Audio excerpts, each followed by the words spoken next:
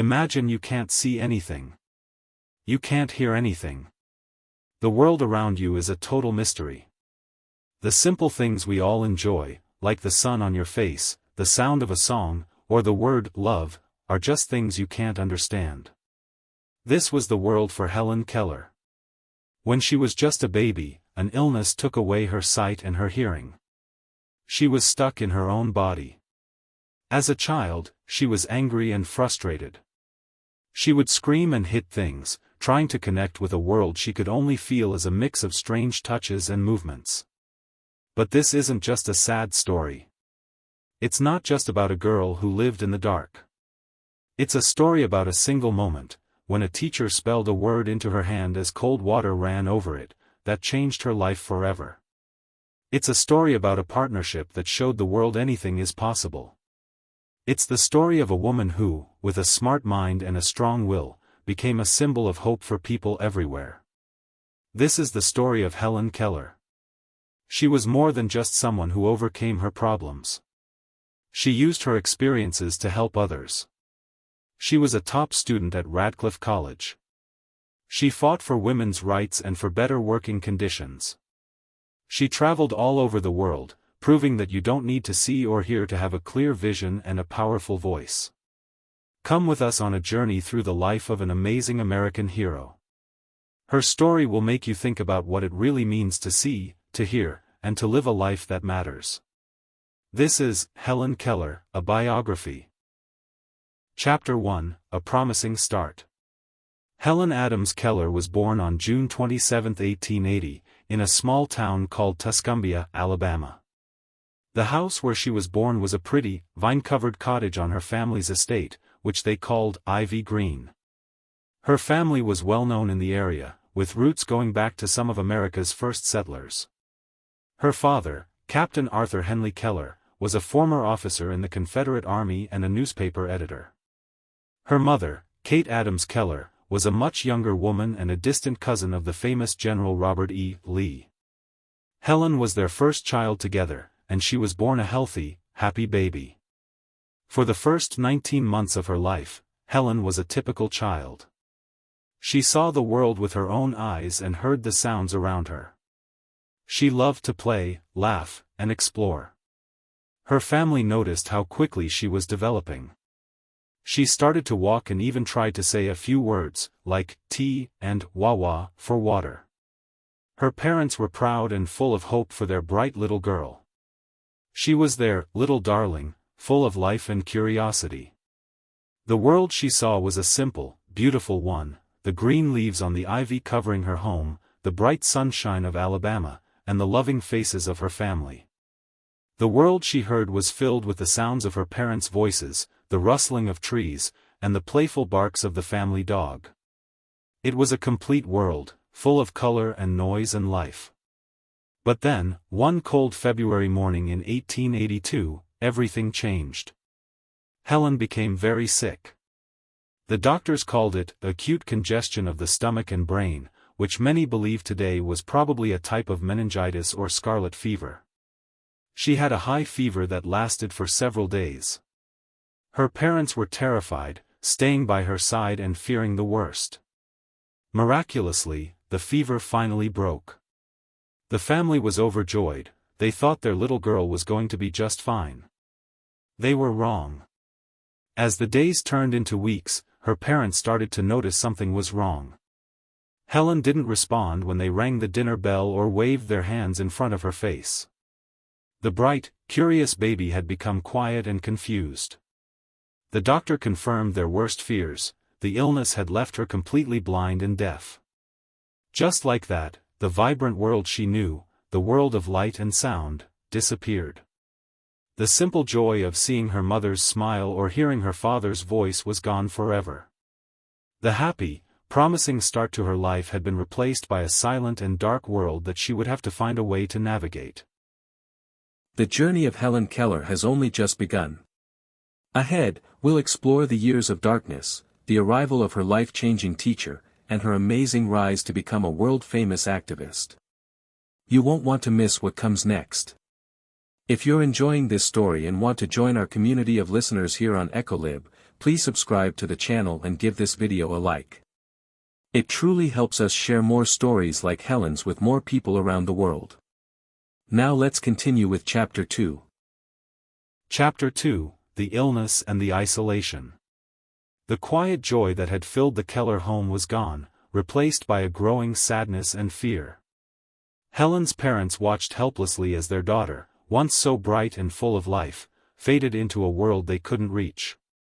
The bright light in her eyes was gone, and no matter how loudly her mother called, Helen never turned her head. The doctor's words were a heavy, final blow. The fever had left her blind and deaf. As Helen grew, so did her frustration, like a storm brewing inside her. She was a smart girl trapped in a cage. She couldn't see her mother's loving smile or hear her father's soothing voice. The world was a confusing mix of touches and smells, and she had no way to ask questions or express her feelings. Imagine being a child with 1,000 things to say, but no words to say them with. This led to frequent and violent outbursts. Helen would kick and scream, tearing at her own clothes and breaking whatever she could get her hands on. She would throw terrible tantrums at the dinner table, snatching food with her hands from other people's plates. Her family loved her, but they couldn't understand her. She seemed like a wild, unruly child, and her parents were at their wits' end. Her parents, Arthur and Kate, were heartbroken. They knew their daughter was intelligent, but they had no way to teach her. They took her to a dozen different doctors, hoping for a miracle, but each one gave them the same sad news: there was nothing to be done. Her condition was hopeless. For Helen, every day was a struggle. Her only window to the world was through touch and taste. She learned to recognize people by the way they walked and by the feel of their clothes. But without words, she was terribly alone, disconnected from everyone around her. She was living in a dark, silent prison. This desperate isolation continued for years. As her 8th birthday approached, her parents' hope was nearly gone. They had no idea that a letter they were about to write would lead to a young woman, a teacher with a fierce spirit, who was the only person in the world who could set their daughter free. Chapter 3, The Miracle. In March of 1887, a new kind of hope arrived at Ivy Green. She wasn't a doctor or a specialist. She was a 20-year-old teacher named Anne Sullivan. She had come all the way from Boston, sent by the Perkins Institution for the Blind. Anne was herself visually impaired, having been blind as a child before a series of operations gave her some sight back. She understood what it meant to live in a dark world, and she was determined to reach Helen. And arrived with just a suitcase and a doll. This wasn't just any doll, it was the key to their first lesson. From the moment she stepped into the home, and started trying to connect with Helen. But Helen was still a wild, angry child. On their first day, Helen felt Anne's hands give her the doll. Then, Anne took Helen's hand and began to quickly spell the word doll into it. Helen was confused and angry. She felt these strange hand movements, but they meant nothing to her. She thought it was just a new game. The next few weeks were a battle of wills. Helen would fight Anne, throwing tantrums and trying to get rid of her new teacher. Anne was firm but patient. She never gave up. Then came the morning that would change everything. Anne had been trying to teach Helen words by spelling them into her hand. Helen still didn't understand that these movements were words for things. She didn't grasp the idea of a name for something. On that day, Helen was holding a new mug and again, Anne spelled MUG into her hand. Still frustrated, Helen took the mug and broke it. And calmly led her outside to the water pump. And pumped cold water over Helen's hand. As the water rushed over one hand, Anne, with her other hand, spelled the word WATR into Helen's palm. At first, Helen just felt the cold, wet sensation. But Anne repeated the action again and again, cold water on one hand, WATR spelled on the other. Suddenly, something clicked. A light switched on inside Helen's mind. She stood still, her face filled with wonder. She realized that the cool, liquid running over her hand was connected to the strange movements her teacher was making. The movements were a name. The word water wasn't just a game, it was the name for the cool, wet thing on her hand. In that single, perfect moment, her silent, dark world was shattered. It was a true miracle. Helen then turned to Anne, desperate to learn. She pointed to the ground, and spelled ERTH. She touched Anne, and spelled TEACHR. The rest of the day was a race against time. Helen ran through the yard, touching everything she could, and spelled the name for each object into her eager hand. The world was no longer a mix of confusing sensations. It had a name, a shape, and a meaning. The prison she had been in for years had finally been unlocked. Chapter 4, A World of Words. The moment at the water pump changed everything, but it was only the beginning. Anne Sullivan's arrival was not a magical cure, it was the start of an intense, non-stop learning process. After that single day, Helen's mind, once a blank slate, was hungry for knowledge. She wanted to know the name for everything she touched, tasted, and smelled. Imagine a child learning 30 words a day. That was Helen. The next few weeks were a blur of fingerspelling. Anne would take Helen's hand and touch an object, and then spell its name into the other hand. She taught Helen words for things like chair, table, door, and mother. Helen quickly figured out that different hand shapes meant different things. It was like a game to her, and she couldn't get enough of it. But this wasn't easy. Because Helen couldn't hear or see, she couldn't learn in the same way other kids did. And had to be creative. For example, to teach Helen about emotions, Anne would spell words like happy or sad while making her own face show that emotion. Helen would touch Anne's face to feel the smile or the frown. It was a hands-on education in the truest sense. And also taught Helen to read. She used raised letters on cardboard and later, a special printing press to make books with raised dots, known as Braille. Helen would spend hours with her fingers tracing the dots, reading stories, and learning about the world. It was a slow and difficult process, but her determination was endless. Anne's teaching went beyond just words. She taught Helen how to behave and have manners at the dinner table, something the Keller family had given up on. She gave Helen the tools she needed to live in the world, not just a way to talk. Anne believed that Helen needed to be treated like any other smart child, not like a wild animal. The most important lesson Anne taught Helen was about feelings and ideas that you can't touch. Words like love, thought, and hope were hard to explain. And finally taught Helen the word love by hugging her and spelling the word into her hand. Helen then understood that love was something you felt, not something you could hold. In a few short months, Anne Sullivan had transformed a confused, angry child into an eager student. Helen's world, once small and dark, was now bursting with new words and ideas. She was ready for the next step in her journey, to leave home and get a formal education, not just from one teacher, but from a whole school. Chapter 5, Schooling and Growth. The world of words that had opened for Helen was too big to be contained at Ivy Green. In 1888, when Helen was 8 years old, she and left Alabama for the first time. Their destination was the Perkins Institution for the Blind in Boston, Massachusetts. This was the same school where Anne Sullivan had once been a student, and it was a place where Helen could learn alongside other children who were blind. At Perkins, Helen was no longer the only child with a special way of communicating. She made friends and quickly learned how to read books in Braille, a system of raised dots that allowed her to read with her fingertips. She also learned to use a special typewriter that let her write letters to friends and family. For the first time, she was part of a larger community of learners, not just a student with a single teacher. Her mind soaked up everything, from history and geography to literature and science. But Helen was determined to do more than just read. She wanted to speak. When she was 10, she met Sarah Fuller, a teacher who specialized in speech at the Horace Mann School for the Deaf. Teacher Anne had tried, but Sarah Fuller's methods gave Helen a breakthrough. She would place Helen's hand on her face so Helen could feel the vibrations of her vocal cords and the movements of her lips and tongue. It was a slow, difficult process, and Helen's voice was never perfectly clear, but she learned to speak words. It was another miracle, the ability to make sounds that represented her thoughts. Helen and Anne's educational journey didn't stop there.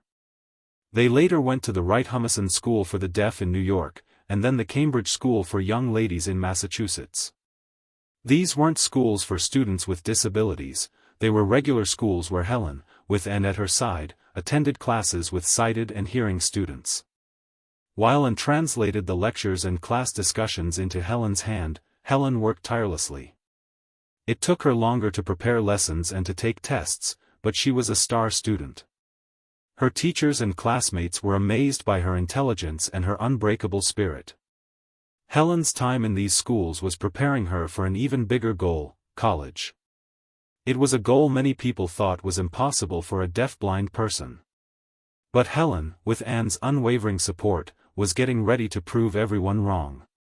The world was about to be amazed by this brilliant young woman once again. Chapter 6: Radcliffe and the Literary World. Helen's time at the Cambridge School had a single, clear goal: to prepare her for college. But not just any college. Helen wanted to attend Radcliffe College, a prestigious school for women that was connected to Harvard University. For a young woman who was both blind and deaf, this was a goal many people saw as impossible. How could she follow lectures? How would she read the hundreds of pages of required books? But Helen, with Anne at her side, was not interested in what others thought was impossible.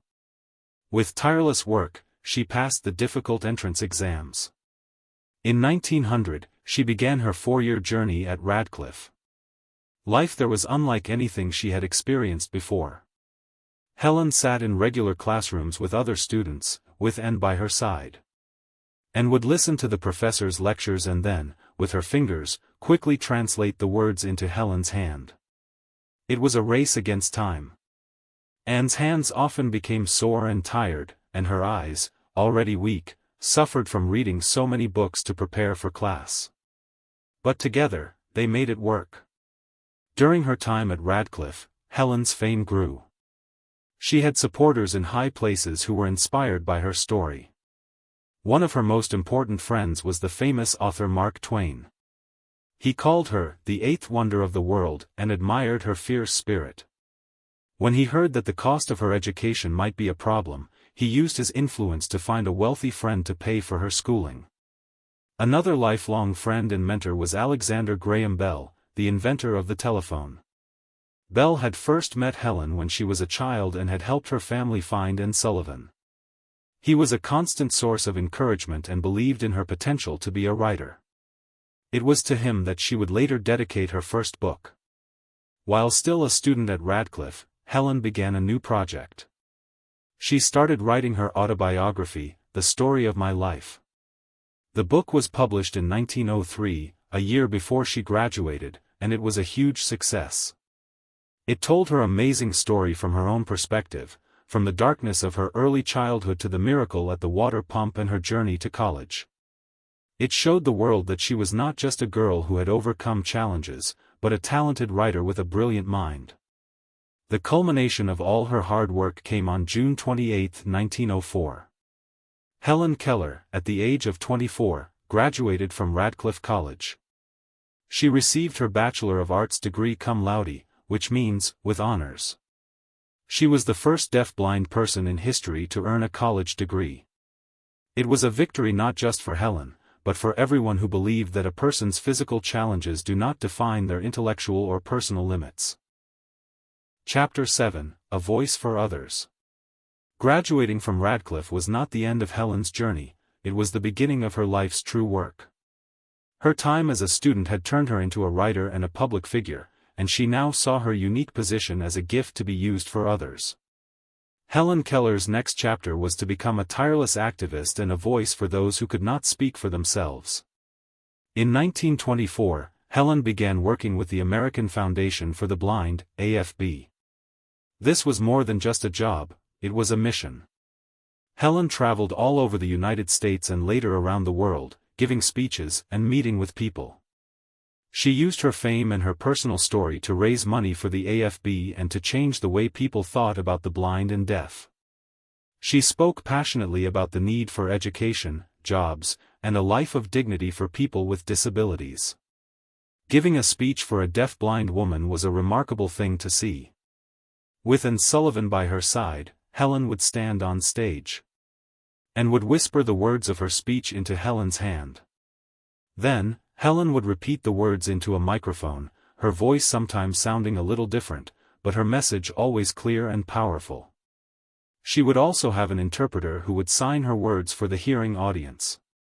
People were amazed not just by her story, but by her intelligence, her wit, and her sheer force of will. One of her most famous speeches was in 1925, when she spoke to a group called the Lions Clubs International. She challenged them, saying, "I am your opportunity. I am knocking at your door." She asked them to become Knights of the Blind, and to fight for the rights of people with vision loss. The Lions took her words to heart, and ever since, they have made helping the blind a major part of their work. But Helen's work was not limited to helping the blind and deaf. She saw her own struggles as a part of the bigger human struggle for fairness.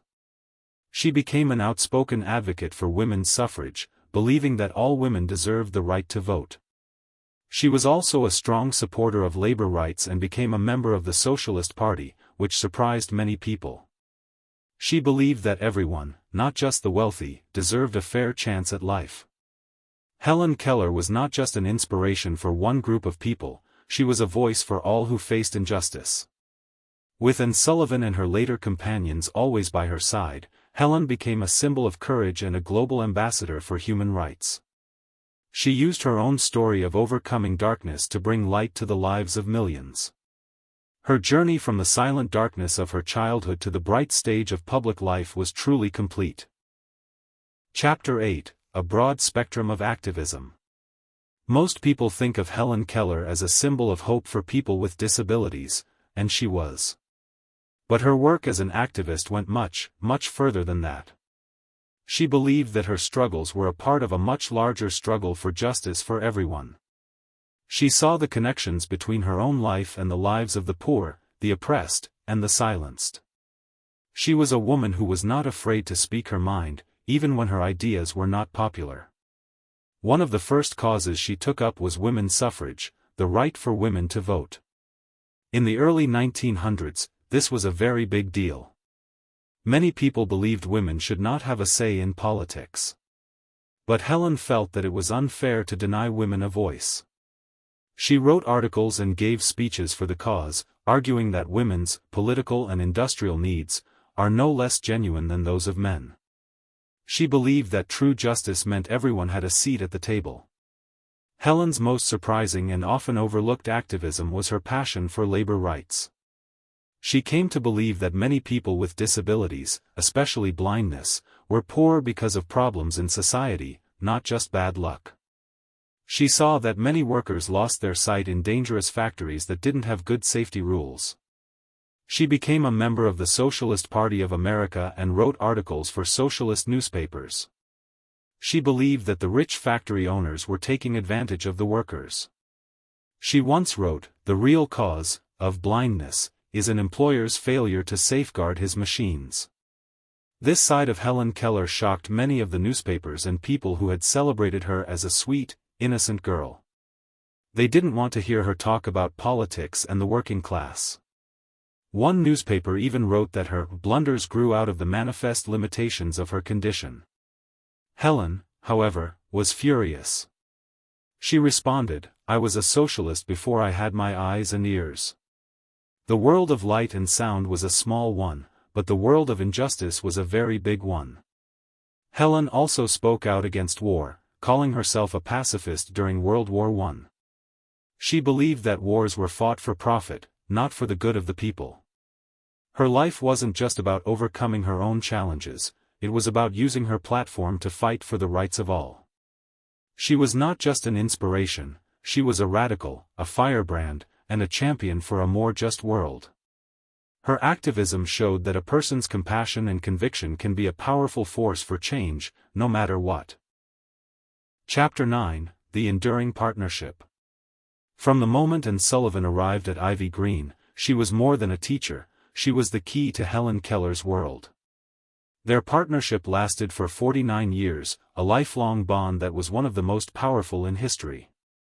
It was a relationship built on trust, determination, and a love that went far beyond what most people could understand. For Helen, Anne was her eyes, her ears, and her voice. She was the one who translated every conversation, every lecture, and every piece of news into Helen's hand. As a child, Helen was completely dependent on Anne. As an adult, Helen's independence grew, but Anne's role never faded. She was Helen's constant companion on lecture tours, her co-author on books, and her rock during all the triumphs and troubles of her life. This partnership came at a great cost to Anne. She had her own vision problems, and the constant work of reading and fingerspelling for Helen strained her eyes to the point of pain. While Helen was at Radcliffe, and often worked late into the night, reading and preparing lessons, which led to her own health getting worse. She never complained, but the years of non-stop service took a heavy toll on her body. Their bond was not without its challenges. They were two strong-willed women, and they sometimes disagreed. In her later years, Anne suffered from poor health, and a new companion, Polly Thompson, came to help. At first, this created some stress, as Anne struggled to accept that she could no longer do everything for Helen on her own. But their bond was too strong to be broken by jealousy. Helen provided emotional support to Anne, and in many ways, their roles shifted. The student became a comfort to her teacher. As the years passed, Anne's health continued to decline. In her final months, she was in and out of the hospital, struggling with chronic pain and exhaustion. Helen never left her side. On October 20, 1936, at the age of 70, Anne Sullivan passed away with Helen holding her hand. For Helen, this was a devastating loss. The woman who had been her light for nearly 5 decades was gone. Her death marked the end of an era, a partnership that had captivated the world and changed the lives of millions. But the lessons Anne had taught Helen, not just words, but courage, independence, and love, lived on. Helen's story, which had always been a story of two people, now had to continue with only one. Chapter 10, Later Years and New Companions. The death of Anne Sullivan in 1936 was the most difficult moment of Helen Keller's adult life. The world wondered if she would be able to continue her work without the woman who had been her everything. But Anne's most important lesson was not just spelling words, it was teaching Helen to be independent. And so, with a heavy heart, Helen carried on. She was not alone. For many years, a woman named Polly Thompson, who was originally hired as a secretary, had been a part of their household. Polly had learned to fingerspell and had developed a deep bond with both Helen and Anne. After Anne's death, Polly became Helen's main companion and interpreter. She and Helen were a new team, and together, they continued the work Anne had started. In her later years, Helen's influence grew to a truly global scale. She traveled the world as a goodwill ambassador for the American Foundation for the Blind. Between 1946 and 1957, she visited 35 countries on 5 continents. She wasn't just a tourist, she was a champion for people with disabilities everywhere she went. She met with presidents, prime ministers, and even queens. She spoke to huge crowds in Japan after World War II, bringing a message of hope and healing to a country that had suffered so much. She traveled through Asia, Africa, and Europe, always leaving behind a stronger movement for the blind and deaf. One of the greatest honors of her life came from a different kind of audience, soldiers who had been blinded and injured in World War II. Helen would visit military hospitals, using her own story to comfort them and help them find a new purpose. She called this work the crowning experience of my life, proving that her inspiration could reach beyond her own personal journey to touch the lives of others who had faced their own darkness. As she grew older, her life became quieter. She eventually retired from her public travels. Her final major public appearance was in 1961, after which a series of strokes caused her to slow down. She spent her final years at her home in Connecticut, called Arkin Ridge. There, surrounded by friends and the memories of a life well lived, she lived peacefully. Even in her retirement, the world did not forget her. In 1964, President Lyndon B. Johnson awarded her the Presidential Medal of Freedom, one of the highest honors a civilian can receive in the United States. He praised her for a life that had proved no barrier can hold back the power of the human spirit. It was a fitting tribute to a woman who had spent her entire life breaking down barriers and showing the world what was possible. Chapter 11: The End of an Era. After her long and incredible public life, Helen Keller spent her final years at her home in Easton, Connecticut. The house, which she named Arkin Ridge, was a quiet and peaceful place. Her days were no longer filled with the stress of travel or the demands of giving speeches. Instead, she spent her time with her loved ones, reflecting on the long and full life she had lived. Helen had suffered a series of strokes in 1960 and 1961, which made her very weak. This forced her to end her public work, but her spirit never faded. She continued to write and to keep in touch with friends from all over the world through letters. Her life had slowed down, but her impact and the love people had for her did not. On June 1, 1968, just a few weeks before her 88th birthday, Helen Keller passed away peacefully in her sleep at Arkin Ridge. Her companion at the time, Winnie Corbally, was by her side. She died gently, a quiet end to a life that had been so loud and so full of action. The news of her death was met with a wave of sadness around the globe. The world mourned a woman who had come to be a symbol of courage and hope. She had shown what a person could achieve, not despite their challenges, but often because of them. Tributes poured in from presidents, world leaders, and everyday people who had been inspired by her story. President Lyndon B. Johnson, who had honored her just a few years earlier, spoke for many when he said that Helen Keller had left behind gifts of character and conviction that were America's most precious heritage. The New York Times, in its obituary, called her a symbol of the indomitable human spirit. A public funeral service was held for her at the Washington National Cathedral in Washington, D.C. It was a beautiful service, attended by more than 1,200 people. After the ceremony, Helen's ashes were placed in the cathedral's crypt, next to the ashes of her two lifelong companions, Anne Sullivan and Polly Thompson. The plaque that marks their resting place has words written in both print and braille, ensuring that no one, blind or sighted, would ever forget her. Helen Keller's death marked the end of her extraordinary life, but it was not the end of her story. Her legacy of courage and her fight for justice would continue to inspire people for generations to come. Chapter 12: An Enduring Symbol. Helen Keller's story didn't end with her passing in 1968. In many ways, it was just the beginning of her lasting impact. Her life became more than a biography, it became a powerful symbol for people around the world. Her legacy is not just one of personal triumph, but of a woman who paved the way for millions. Her most obvious impact was in the world of disability rights. Before Helen Keller, people who were blind or deaf were often seen as unable to learn or live a full life. She shattered this idea completely. Her journey proved that with the right tools and support, people with disabilities could achieve anything. Her work with the American Foundation for the Blind and her travels inspired new schools, new laws, and a whole new way of thinking about education for the deaf and blind. She helped lay the groundwork for the modern disability rights movement, proving that every person has value and a right to an education and a meaningful life. But Helen's legacy goes far beyond just one cause. She remains a global symbol of perseverance and hope. When people feel like they are facing impossible challenges, they often look to her story.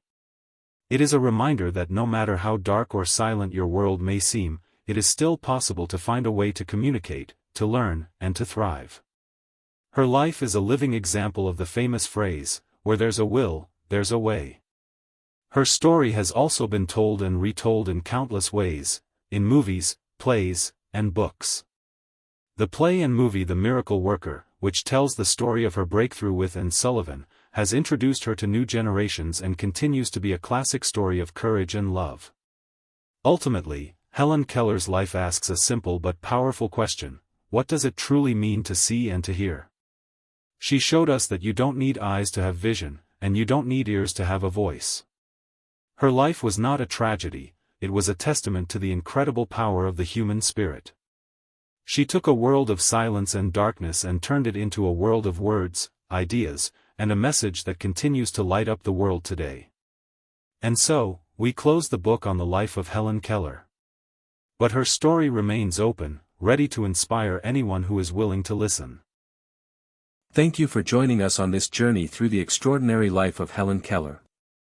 If you've enjoyed hearing about a life of groundbreaking vision and innovation, we invite you to continue listening with another one of history's most fascinating figures. You can find our biography of the visionary who revolutionized technology, Steve Jobs, uploaded right here on EchoLib.